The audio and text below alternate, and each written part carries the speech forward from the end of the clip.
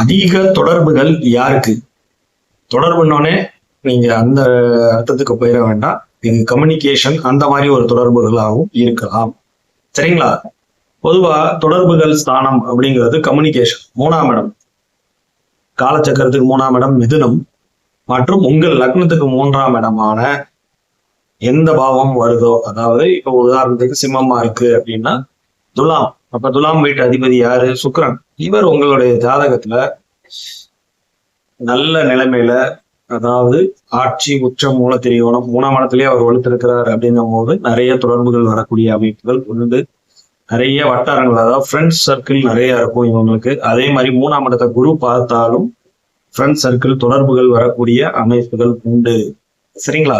தொடர்புகளால் ஆதாயம், தொடர்புகளால் வெற்றி, அந்த மாதிரிங்கிற மாதிரி போகும். ஆனாலும் இதுல ஒரு நெகட்டிவும் இருக்கும். சுப கிரகங்கள் 3ல உட்காரும் போது சில நேரம் அந்த இடத்த ரொம்ப வளர்த்து விட்டுட்டாங்க அப்படின்னா ஜாதகருக்கு தவறான தொடர்புகள் வர கிடைக்கிறதுக்கும் வாய்ப்புகள் உண்டு. சரிங்களா? அதுல ரொம்ப கவனமாக இருக்க வேண்டியது மிக மிக அவசியம். பொதுவா பாவக்கோள்கள் 3ல இருந்தா நல்ல விஷயம். சரிங்களா? சோ 3ஆம் இடத்துல உங்களுக்கு 3 வலுத்து இருக்கா, நீங்கள் எப்பொழுதுமே ஜாக்கிரதையா இருக்க வேண்டியது அவசியம் தொடர்புகளை வச்சு.